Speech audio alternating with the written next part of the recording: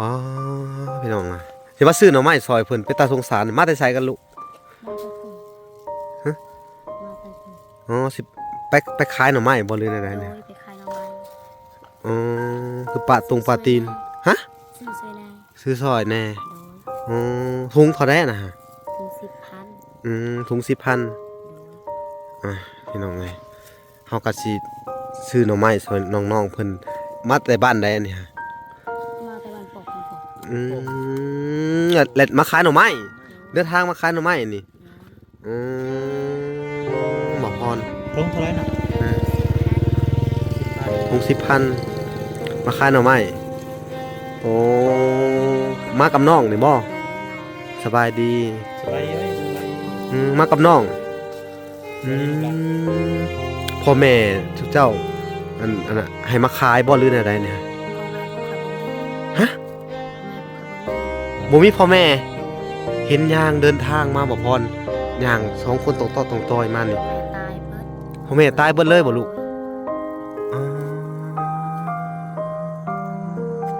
เรื่องจริงบ่ลูกอันนี้ฮะเรื่องจริงหน่อไม้ถุงละ10,000บ่พรบ่น้อย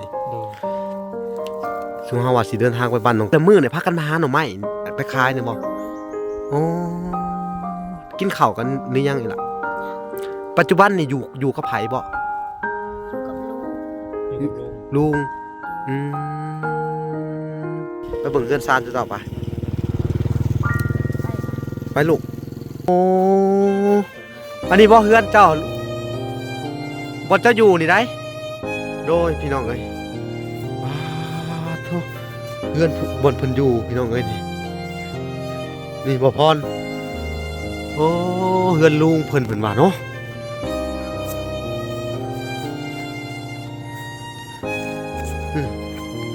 พี่น้องเอ้ยพอสภาพดังไพ่ควันทนพี่น้องป้าลุงเพิ่นก็อยู่ได้บ่พรไปขออนุญาตขึ้นเด้อสบายดีโดสบายดีอันนี้ลูกหลานทุกเจ้าบ่โอ้เดี๋ยวเฮาอยากขึ้นมาสอบถามเรื่องราวเด้อเป็นจังไดเฮาก็บ่ฮู้เดี๋ยวเฮาสิเข้าไปสอบถามเรื่องราวชีวิตของอันลูกหลานทุกเจ้าเด้อ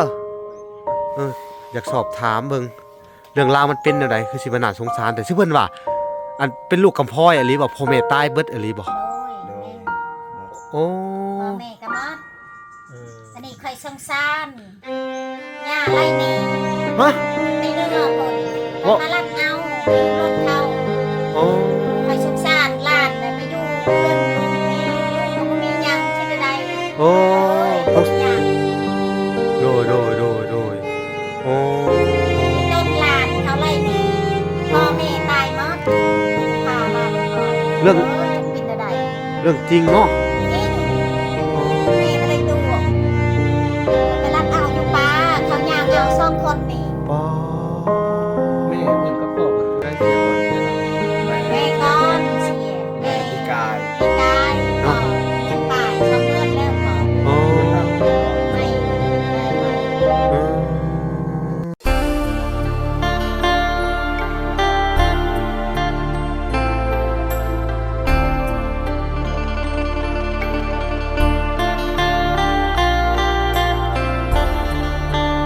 มาเห็นเด็กน้อยเพิ่นอันนี้พี่น้องเอ้ย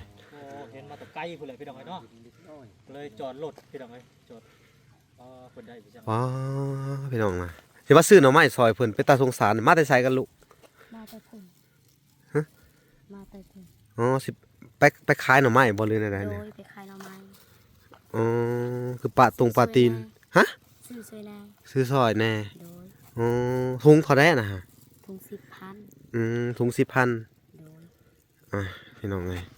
เฮาก็สิซื้อหน่อไม้ซอยน้องๆเพิ่นมาแต่บ้านใดอันนี้ฮะ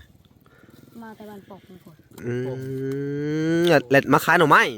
เดินทางมาขายหน่อไม้นี่บ่พรถุงเท่าไหร่น่ะถุง10,000มาขายหน่อไม้โอ้มากับน้องนี่บ่สบายดีสบายดีไหมสบายดีมากับน้องพ่อแม่ทุกเจ้าอันน่ะให้มาขายบ่หรือไดเนี่ยฮะพ่อ แม่ผูกคอยบ่มี ฮะ พ่อแม่ผูกคอยบ่มี บ่มีพ่อแม่ โดย เห็นยางเดินทางมาบ่พรยางสองคนตรงต่อตรงตอยมานี่ พ่อแม่ตายเบิด พ่อแม่ตายเบิดเลยบ่ลูก โดย อ่าเรื่องจริงบ่ลูกอันนี้ฮะ เรื่องจริง อืมหน่อไม้ถุงละ10,000บ่พรบ่น้อย โดย ซุเฮาว่าสิเดินทางไปบ้านน้องตุ้ยเนาะ ก็เลยเห็นเพิ่นเนาะปุ๊มาแต่ไกลพุ่น โดย เลยจอดรถถ่าพี่น้องนี่เด้อ ก็เลยถอกถามเบิ่ง คิดว่าไผมาแต่ไสก็เลยว่า ลงมาถามเล็กๆน้อยๆก่อนเนาะว่าเพิ่นมาแต่ไสพี่น้องเอ้ย อืม เลาะมาตะคายอยู่พุ่นบ่ โดย เดี๋ยวจะเข้าไปขายจุดซุ้มอยู่เนาะ โดย มีคนซื้อหรือยังอันนี้ฮะ ยัง ยังบ่มีเลย โดย หาเงินซื้อข้าวบ่หรืออะไร ซื้อหาเงินซื้อข้าวบ่มี บ่มีข้าวกินเลย โดย อ๋อ บ่มีให้บ่มีหน้าบ่ บ่ เออ พ่อแม่เป็นหยัง พ่อแม่ตาย ตายเบิดเลยเนาะ โดย เป็นหยังอะนะเพิ่นเป็นหยังอะนะ เจ็บในท้อง อืม เกี่ยวกับตับ เกี่ยวตับ แต่ว่าน้องทั้งสองคนเป็นพี่น้องกันเนาะ โดย โดยอ๋อน้องเจ้าแท้ๆบ่ล่ะ โดยน้อง ที่ เคย ผิวแตกต่าง อืม โอ้แล้วมาขายแต่ละมื้อเนี่ยพากันมาหาหน่อไม้ไปขายเนี่ยบ่ โดย อ๋อกินข้าวกันหรือยังอีกล่ะ ยัง ปัจจุบันนี่อยู่กับไผบ่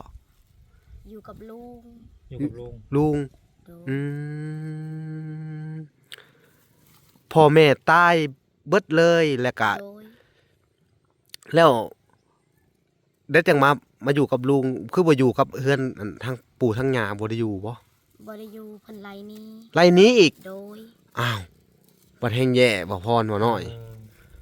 เอ อื อปู ม ย่าอะไรนี้เนาะ ปู่ย่าไรนี้เรื่องจริงบ่ลูกนี่ฮะ เรื่องจริง เรื่องจริงเลยแม่นบ่ โดย อ่าเดี๋ยวก็สิไปสอบถามป้าลุงเพิ่นเบิ่งป่ะ แม่น แล้วก็สิตามเพิ่นเข้าไปเนาะ เรือนไกลบ่ ไกลเติบบ่เฮือนหั่น ใกล้ ทางใดนี่ฮะเฮือนป้าลุงหั่น โดย อืมโดยอืมพากันมาแต่หาหน่อไม้แล้วก็ใส่ถุงมากับไปกับน้องแต่ละมื้อเลยนี่เนาะ โดยไป โด กับ ย น้อง อ๋อ สองคน แต่ละมื้อได้ขายอยู่บ่นี่ลูก ได้ขาย อืมได้ขายแล้วเขาก็เอาไปเฮ็ดได้อันซื้อข้าวซื้อหยังมานี่บ่ ซื้อข้าวกินบ่มีข้าวกิน บ่มีข้าวกินเลยเนาะ โดย อ๋อลุงนี่บ่มีข้าวกินบ่ลุงก็ได้ ลุงกับบ่มีคือกัน อืมไป ไป ไปตามน้องเพิ่นไปเบิ่งเพิ่นว่าเพิ่นสิย่างเขาไปขายอยู่พุ่นเฮาไปหามันแล้วเฮาก็เฮ็ดถุงตลอดไปสิเนาะ โดย อ่ะไปเบิ่งไปเบิ่งเฮือนซานจุดต่อไป ไปค่ะ ไปลูกอ้าวบ้านนี้ชุเฮาก็สิตามเขาไปเบิ่งเนาะบ่พอเนาะ ติดตามเข้าไป สิตามเขาไปเบิ่งก่อนพี่น้องเอ้ย น้องอะไรก็พี่น้องคนละคน นี่ ครับลุงเลยครับ เพิ่นว่าอยู่กับลุงไปพี่น้องเอ้ยไปเบิ่งนํกันว่าสิเป็นจังไดพี่น้องไปน่าสงสารน้องๆเพิ่นพี่น้องผู้ เคสนี้ก็คือว่า นี่ ต่างเคสน้องตุ้ย อ่ะโอเคพี่น้องเอ้ยตามไปเบิ่งกันเลยพี่น้อง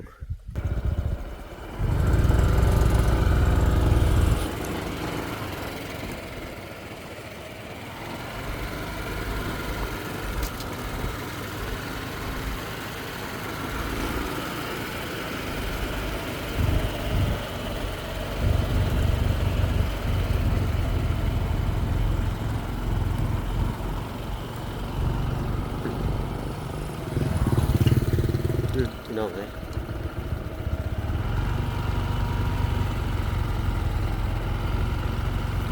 ไปทางไหนล่ะนางเฮือน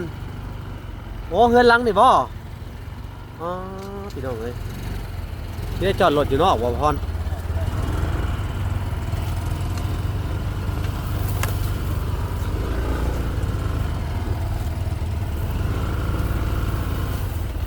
โอ้อันนี้บ่เฮือนเจ้าบ่เจ้าอยู่นี่ได้โดยพี่น้องเอ้ยว้าโธ่เฮือนบ่เพิ่นอยู่พี่น้องเอ้ยนี่บ่พรโอ้เฮือนลุงเพิ่นว่าเนาะ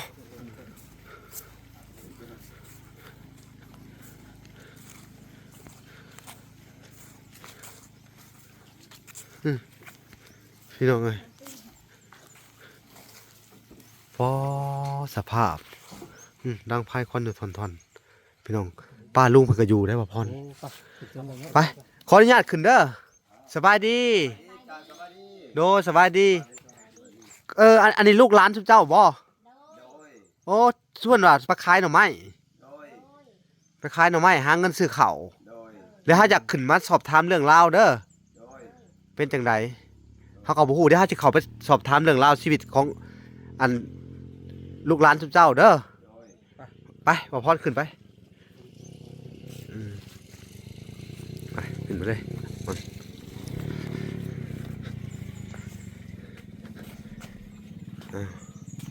พี่น้องพอขึ้นมาฮอดแล้วก็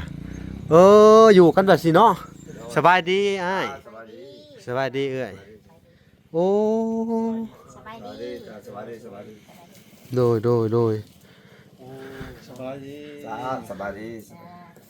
ยสบายดีเนาะ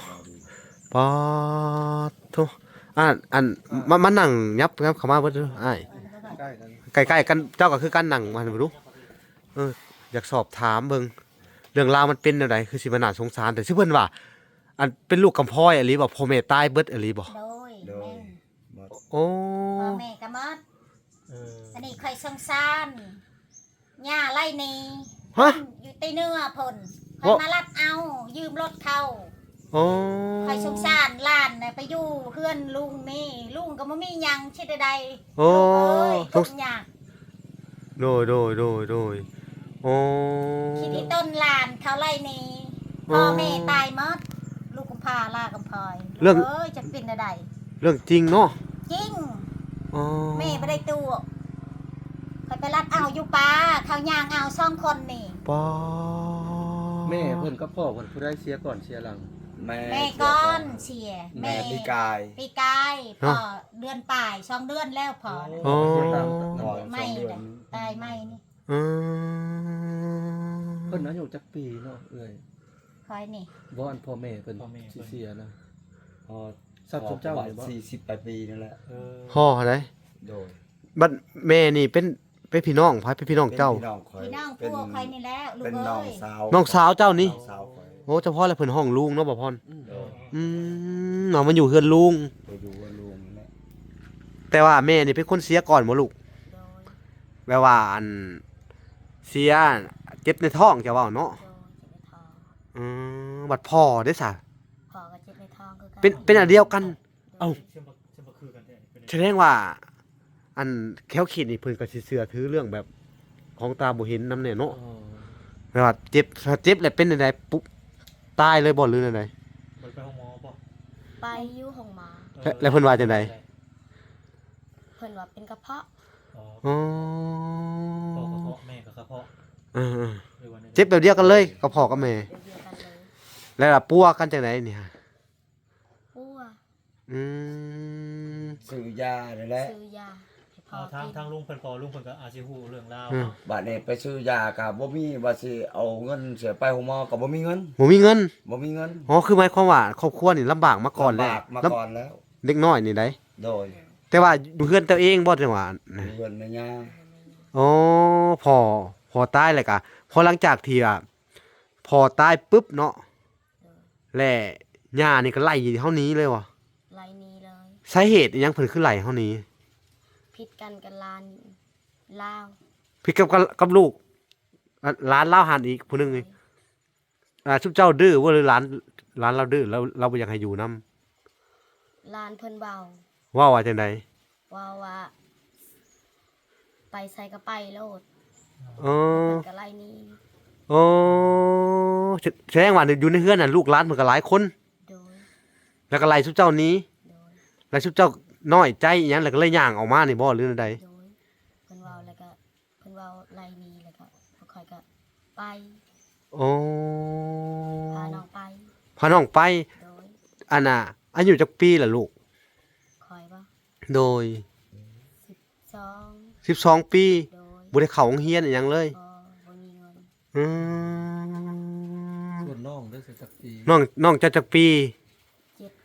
7 ปีชื่อจังได๋เจ้าอะ ชื่อน้องลินดา น้องลินดา โดย อ๋อเนาะอันนี้ได้ทัน กันยา กัญญาลินดาปาดพี่น้องเอ้ยอันนี้คือเรื่องจริงเลยผลไหลนี้นี่เนาะ โดยเรื่องจริง ปาดบ่น้อยบ่พร หลังจากไล่นี้แล้วทั้งเจ้านะครับเอาบ่ โดย เพิ่นมีชาวบ้านโทรมาบ่สู่เจ้าไปหับเอานี่ มี อืม บ้านโทรห้า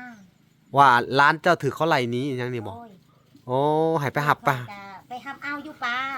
เขาเบกตอนนั้นกระพาย โอ้ กระเป๋าขาดหมดคิดอีต้นหลานกับเขา เอ ไปเอา อ ยืมรถเขาอยู่บ้าน เอ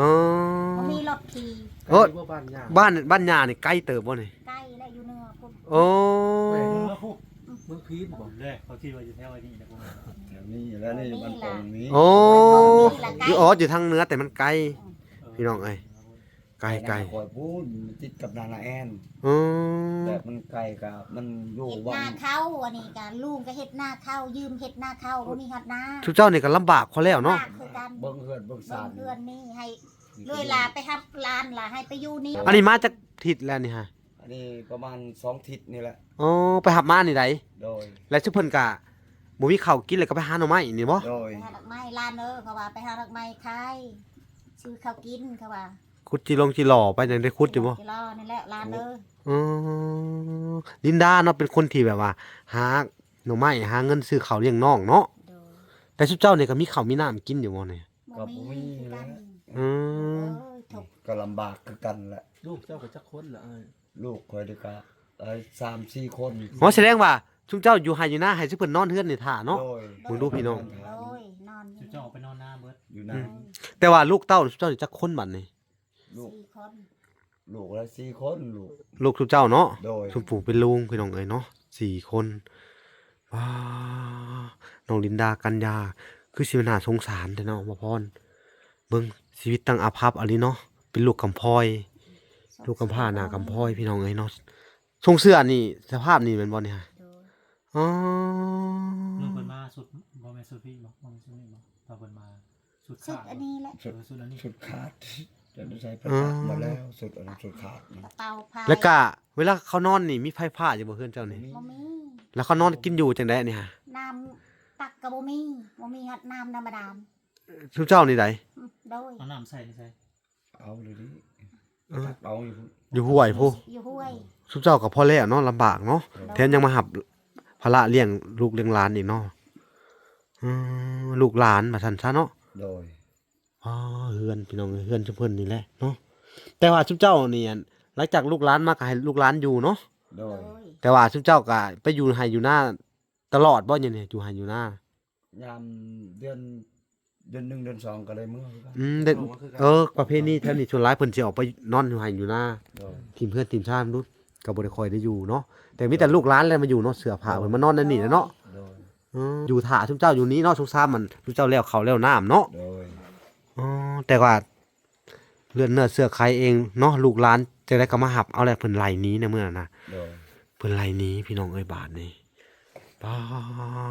ดโต ลูกเอ้ยเขาว่าคอยจนน้ำตาย้อยคิดลานปบเมื่อที่พลตามดงตามป่าย่าง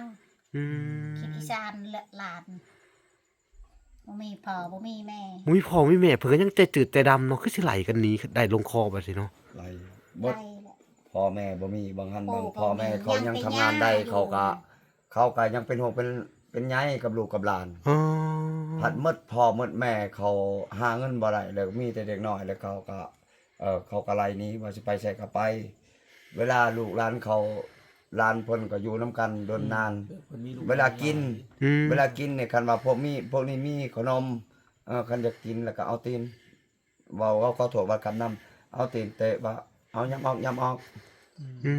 มเวลายามกินเนี่ยเอาตีนหล่อเตะเด็กน้อยนี่ออก โดย บ่ให้กินนะหรืออะไร บ่ให้กิน บ่ให้กิน โดย โอ้ยพี่น้องเอ้ย วันนี้ก็ให้บ่ให้กิน ให้บ่ลูก ลงอยู่ตารางให้2 คน เออเรื่องจริงบ่นี่ฮะ จริงลูกเอ้ย บ่ได้ บ่ได้ตู้ บ่ได้แต่งอิหยังขึ้นมาเลยเนาะ บ่ บ่ ปาดบ่น้อยบ่พรคือสิมาเจออันเคสนี่กันยิ่งกว่าเขาน้องตุ้ยอีกบาทนี่ลูกกำพร้าหน้ากำพร้อย โดย ขมุยพ่อมีแม่ชีวิตก็จะเป็นแบบนี้แหละเนาะน่าสงสารเอ็นดูแม่ตาอืมพี่น้องเอ้ยสุดโหดพี่น้องเอ้ยบาทนี่ วังพ่อเพิ่นว่าได้ยินข่าวว่าพ่อเพิ่นป่วยได้ยินข่าวว่าเพิ่นนี่รับจ้างไปหาดำนาซื้อยาซุ่มมาให้พ่อกิน โอ้ เพราะว่ามีเหือมีแห้ง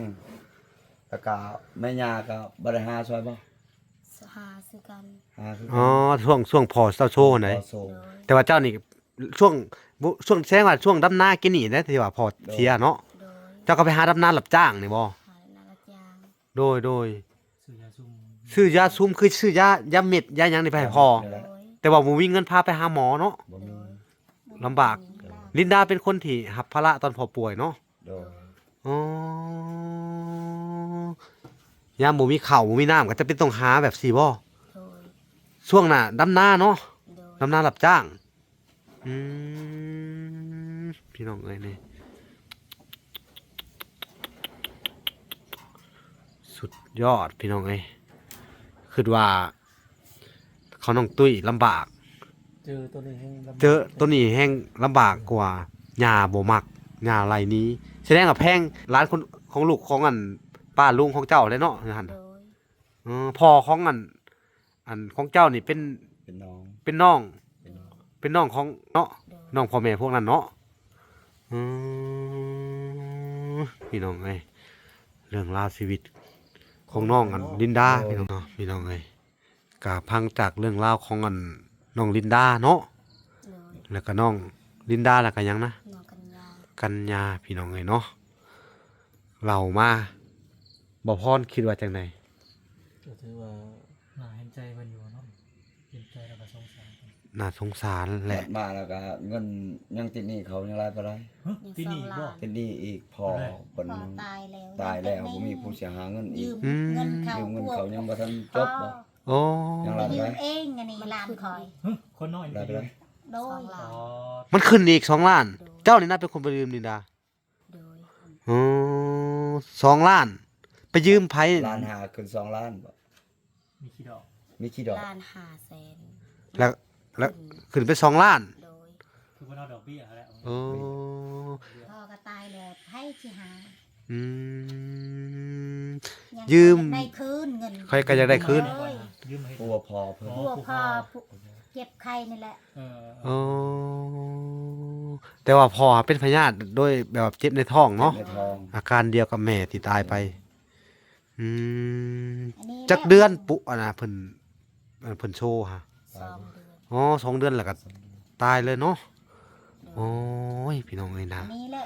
ไปทายไปอันนั้นกินน้ำกินอันนั้นอันนี้แหละจูงไปจูงมาก ลางคืนก็บ่ได้หลับบ่ได้นอน แต่จูงบ่ได้นอน เสร็จต้นโตอยากกินน้ำอยากกินเขาว ก็มีแต่เจ้าเป็นคนหา โดย หนึ่งข้าวหนึ่งน้ำหาให้เพิ่นตะกี้เนาะ โดย อืม 10 โมงกลางคืนก็ปุ๊บให้มันกินน้ำพอนั่น อื มันอยากน้ำก็ปุ๊บเอิ้นลูก โดย บ่ได้นอนจนจอยนี่ อืม ลำบากดี ลำบากเบิ่งพอ เนาะบัดพอตายไปแล้วบัดนี้บัดแทนที่สิได้อยู่น้ำมัน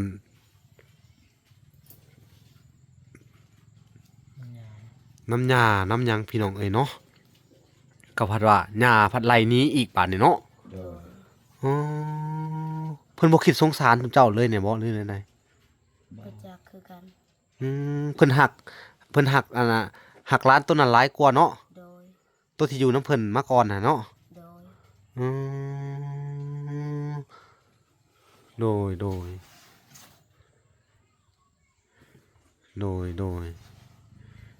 นาะพี่น้องเอ้ยเนาะคือว่าเพิ่นเรื่องราวชีวิตของทางน้องลินดานี่ก็น่าสงสารที่สุดเลยพี่น้องเอ้ยเนาะ เป็นไข่บ่ อันนี้ไข้ไอ ไอ 2 เดือนแล้วไออันนี้ อ๋อเจ้าเป็นปอดครับ 2 เดือนแล้วบ่ 2 เดือนเป็นจะ 2 เป็น เดื ป อ อด นแล้วนี่ ไอ เป็นตั เป็ วน ไอจักเป็นอะไร เนี่ยเป็นปอดทำให้ไว้ เป็นไข้ไอเนาะ แห้งกระติกบ่ได้น ก อ ลาน งคืนจนฮัก อืม ไม่นอน อ๋อชุบเจ้าจะเข้ามาเบิ่งทุกเพิ่นนี่นะ โดย โดย อื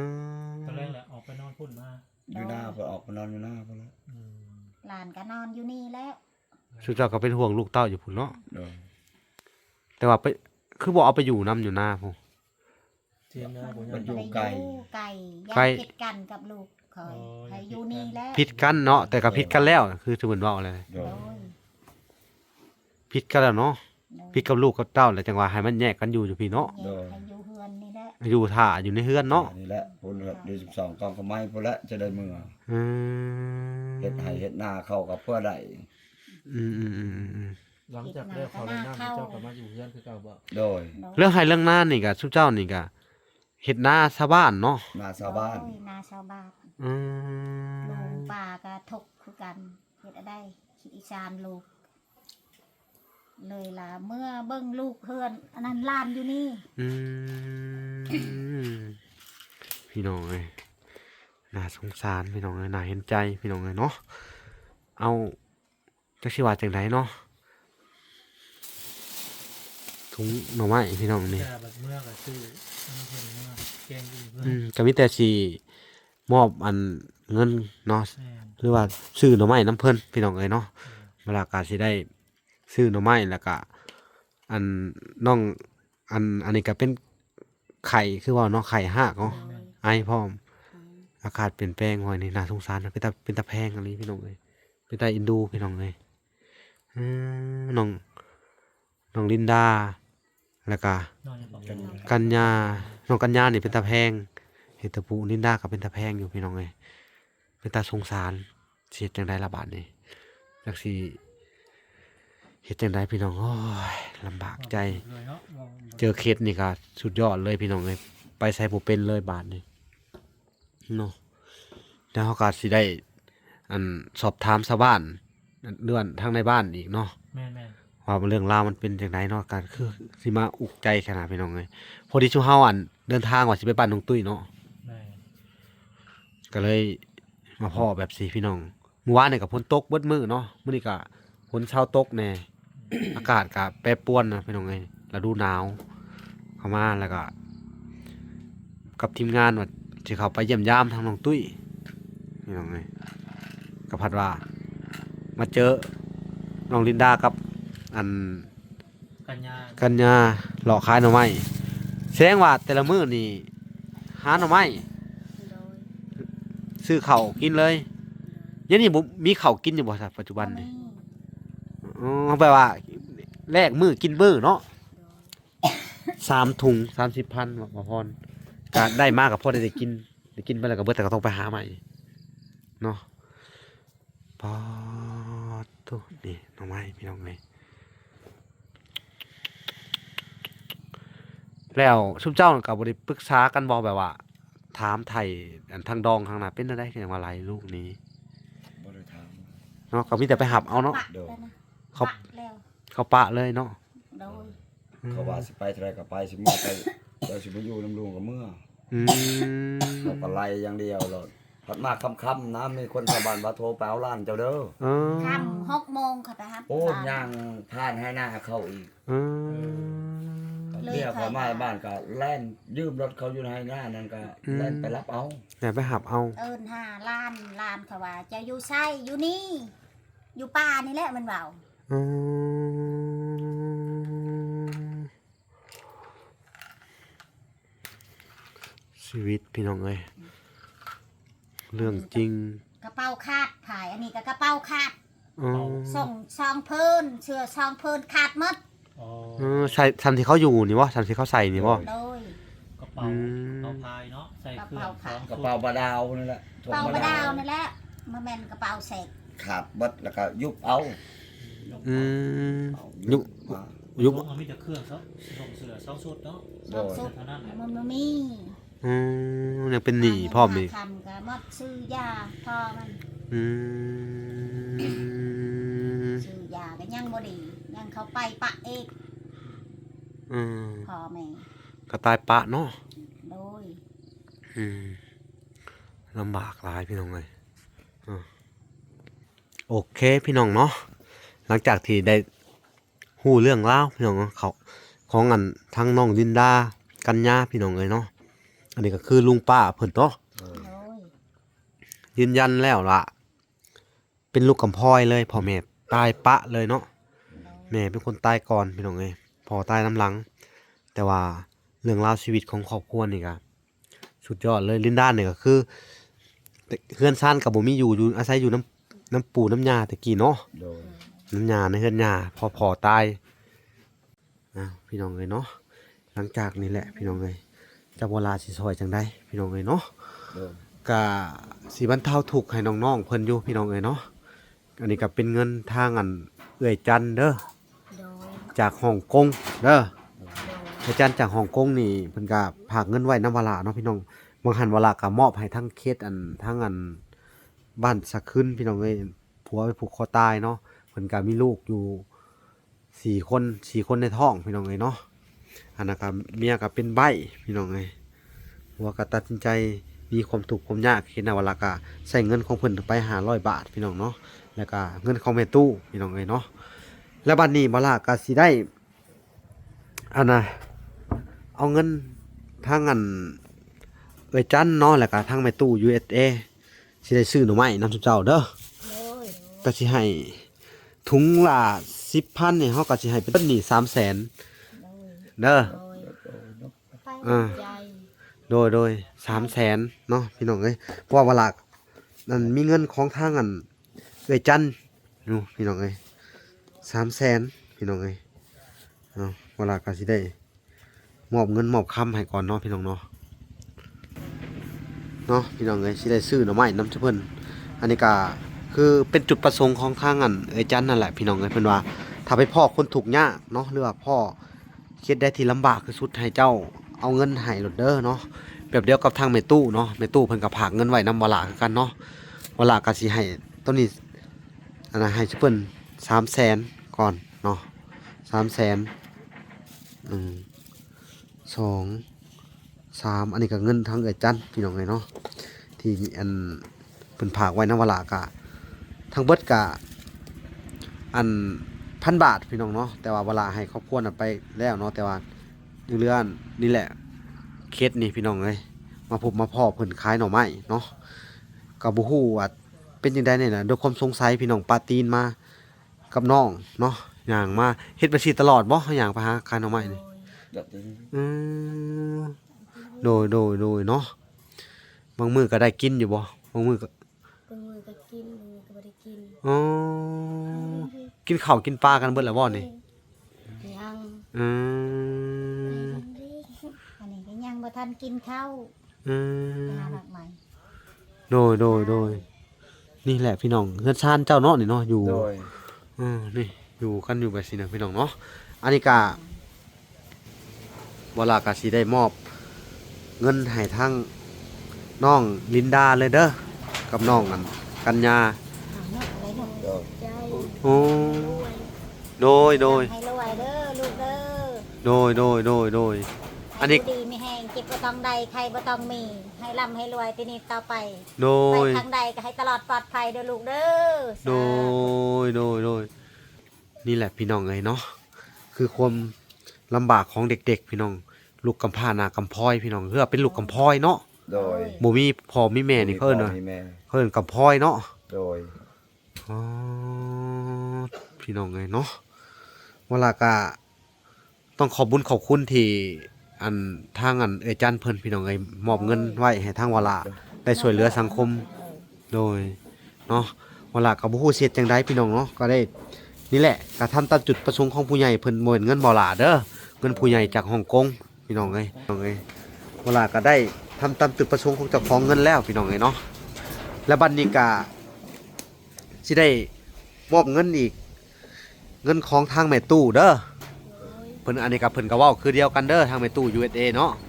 เพิ่นก็ว่าพ่อคนทุกข์ยากก็ให้ลูกนี่ใช้เงินของเพิ่นเนาะใช้จ่ายเด้อเพิ่นว่าอันนี้ก็เป็นทางแม่ตู้ USA เด้อเวลาก็สิเอาเงินของเพิ่นพี่น้องเอ้ยอันน่ะให้น้องๆเนาะเพราะว่าเพิ่นก็ค้างไว้นะเวลาติดไว้เพิ่นว่าเพื่อไปพ่อคนทุกข์ยากคนได้ที่ลำบากเพิ่นก็ว่าให้บ่ต้องลังเลใจเอาให้เขาโลดเพิ่นว่าเด้อเวลาก็สิให้200,000เด้อ โดยพี่น้องเอ้ยเนาะนี่พี่น้องเนาะเงินเพิ่นก็ใช้จ่ายในยามจำเป็นพี่น้องหรือว่ายามฉุกเฉินพี่น้องเอ้ยเนาะเพิ่นก็บอกว่าเงินนี่บ่ต้องลังเลอีหยังเพิ่นว่าเงินแม่ฝากไว้นำเจ้าให้เจ้าเอาไว้ช่วยเหลือสังคมเอาไว้ช่วยเหลือคนที่ ทุกข์ยากเนาะก็คือนี่แหละพี่น้องเอ้ยพังเรื่องราวชีวิตเนาะก็ถูกย่าพี่น้องเอ้ยย่าแท้ๆไล่หนี้เนาะเป็นลูกกำพร้อยพ่อแม่ตายเบิดเนาะถือว่าเปรียบเสมือนบ่มีไผแถมยังไล่กันหนี้เฮ็ดได้ลงคอเนาะ โดย อ๋อจิตใจบ่ฮู้ว่าเฮ็ดด้วยอิหยังเนาะน่าสงสารเด็กน้อยเนาะแบบสิเนาะอ๋อพี่น้องเอ้ยเนาะฟังเรื่องราวแล้วก็น่าเศร้าพี่น้องเอ้ยฟังแล้วอึ้งเลยพี่น้องเอ้ยก็บ่ฮู้ว่าสิเฮ็ดจังไดพี่น้องเอ้ยเนาะก็นี่แหละพี่น้องเห็นชวนร้ายก็ความลำบากนี่แหละ อันดับหนึ่งบ่มีเงินไปรักษาพ่อแม่ทางน้องก็ได้ มีแต่ว่าหาเงินรับจ้างแต่กี้รับจ้างนี่วันเท่าไรแต่กี้ วันละแสน วันละแสน โดย ดำนานี่ได้ โดย แล้วก็รับจ้างก็พอได้เอามาปัวพ่อปัวแม่เนาะ โดย ปัวพ่อแต่แม่ก็ตายก่อนแล้วพ่อก็ตายทีหลังเป็นโรคอันเดียวกันเลยเนาะโรคพวกนี้แถวบ้านเฮานี่ก็อันตรายเนาะแบบว่าแปลกๆเนาะ โดย โรคที่แบบว่าแปลกพี่น้องไงเนาะที่ว่าส่วนร้ายแบบว่าของตาบ่เห็นเนี่ยเนาะทางนี้ปัวก็ยากๆแน่พี่น้องเอ้ยเนาะเอ้าเวลาก็สิบ่เว้าหยังยาวพี่น้องเอ้ยเวลาก็จะใช้เงินของแม่ตู้เด้ออันนี้200,000กีบเด้อ โดย เอ้า200,000กีบ โดย ใจอยู่ที่นี่ให้ โดย โดยก็มีแต่ว่าให้น้องลินดาเด้อ โดย เอาเงินตัวนี้ไปซื้อข้าวมาสู่น้องกินก่อนเด้อ โดย มีฮู้บ่บ่นซื้อข้าว คือ เคยไปซื้อน้ำเขาตลอดเนาะ โดย เอาน้ำใหม่ไปเปลี่ยนเอาเนาะ โดย ไปซื้อแล้วก็เอามา1สู่น้องกินเด้อ โดย อันน่ะสิได้พาไปหาหมออีกยังบ่มีใครพาไปหาหมอบ่ โดยยัง จบเคสนี่พี่น้องสิได้พาน้องอันน่ะอันน้องกัญญาเนาะ โดย ไปหาหมอก่อนพี่น้องเอ้ยเนาะก็สิใช้เงินของทางแม่ตู้คือเก่าพี่น้องเอ้ยเนาะหลังจากจบเคสจบคลิปนี้พี่น้องเอ้ยก็สิได้ใช้อันเงินของแม่ตู้แหละเป็นจักมื้อแหละลูก ไปเด้อไปช่องเดือนช่องเดือน เป็นดนแถวอันนี้ โดย เป็นมาแบบสิตลอดบ่ โดย บ่ได้พาน้องไปหาหมอ บ่ เป็นหยังลูก บ่มีเงิน อ๋อเป็นธรรมดาของเด็กน้อยนี่แหละเนาะ โดย มาตลอดนี่เนาะแต่ว่าแต่มื้อคืนนี่ฮากบ่แต่ว่า ห้า สงสัยเป็นไข้นะมึงนู้นเนาะมึงนู้นน่าสงสารน่าเอ็นดูแท้เนาะพี่น้องเนาะอ๋อเอ็นดูน้องกัญญานี่เนาะแล้วก็น้องน้องลินดาพี่น้องเอ้ยโอ้ยพี่น้องเอ้ยเอ้าพี่น้องเอ้ยเนาะไผที่เบิ่งคลิปนี้แล้วเนาะสงสารลูกกำพร้าหน้ากำพร้อยเนาะอายุ12 ปีกับอายุ7 ปีเนาะ โดย ชุมเจ้าคิดว่าจังไดแบบว่า อันได้ข่าวว่าร้านเพิ่นไล่หนี้มาสิตกใจบ่ ตกใจเลยแหล้ว เลยเฮ็ดได้จังว่าไปต้อนรับเอาเลยบ่หรือจังได ตอนครับ โดย อืม คอยนี่แหละไปหับลูกเอ้ยไปหับอยู่ป่า เขาย่างเขาป่านะ เขาย่างคอยยืมรถคนอยู่บ้านนี่แหละไปหับ มันบ่มีรถ โอ้ คอยจนให้หลานคิดไอ้ต้นหลาน อืม ย่างมาพุ่นไปเนื้อ บ้านน่ะใกล้เติบบ่บ้านน่ะนะ ไกลแล้วพุ่นอยู่ปากเซพุ่น วันนี้บ้านปงนี้ บ้านปงนี่อยู่ปาก วัดปงอยู่ภาคเซเบิ่งนี่นั่น โดย โอ้กะประมาณอยู่10 กว่ากิโลพี่น้องเนาะ โดย ไกลพอสมควรเนาะเคยได้ยินอยู่บ้านตัวนั้นพี่น้องเอ้ยเนาะไปหำเอาแล้วก็มาอยู่ โดยเลยละเรามาที่พุ่นละโยตามดงตามป่าคอยชิเอิญห้อง เพราะว่าอยู่ใช่ลานคอยเด้อยู่นี่คอยนั่งถ่าป่าเอิญว่าเลยค่ะคอยเอิญนะมาพี่เขาว่าคอยไปหับเจ้าไผไรเนย่าบ่ให้อยู่พุ่นบ่ให้อยู่เฮือนเลยคอยไปหับลูกเอ้ยคิดไอ้ตนหลาน โดย ป้าก็มามีรถ ยืมรถเขาไปมื้อน่ะ ยืมรถเข้าไป ค่ำมืดบ่จังว่าฮอดเฮือนนี่ ทำจน6 โมง อืม ฮอดเอาก็อยู่เฮือนนี่ พี่น้องเอ้ยเนาะเอาจังได๋กะลินดาเนาะผู้ที่เป็นเอื้อยอันสู้ๆเด้อลูก โดย สู้ๆพาน้องอันซื้อข้าวแล้วก็เฮ็ดอยู่เฮ็ดกินให้น้องเด้อเฮ็ดกินเป็นอยู่บ่ลูก เป็น อ๋อเฮ็ดเป็นทั้งพ่อทั้งแม่ให้น้องเด้อ โดย เป็นจังได๋ล่ะมาอันมาอยู่นำลุงกะเพิ่นให้อยู่เฮือนนี่เนาะ โดย อันนี้ก็เป็นเฮือนทุกเจ้าเนาะ โดย เฮือนแท้ๆแต่ว่าบ่ได้อยู่แล้วก็เลยให้ร้านอยู่ท้า โด โด ย ยให้ ในร้านยูท้า อืมก็ช่วงนี้ก็กำลังเริ่มจะเก็บเกี่ยวข้าวบ่หรือว่าเกี่ยวแล้วล่ะนี่ ยัง เข้า ก็เก็บเกี่ยวเข้านานี่แหละ ข้าวหน้านี่ โดย ก็พอสิมีข้าวมีน้ำกินอยู่ดอกมันเนาะ โดยก็พอได้กินไปชั้นนั้นละ อื ก็ ม เฮ็ดหน้าเข้ามีฮอดหน้าปลากะ แบ่งเขาบ่ล่ะ เบ่ นี่ งเขาเบ่งให้ อืม พอได้กิน พอได้กินเนาะช่วงนี้ ห ก็ น้าเข้าอยู่บ้านนี่แหล้ว อดเอาก่อนเด้อ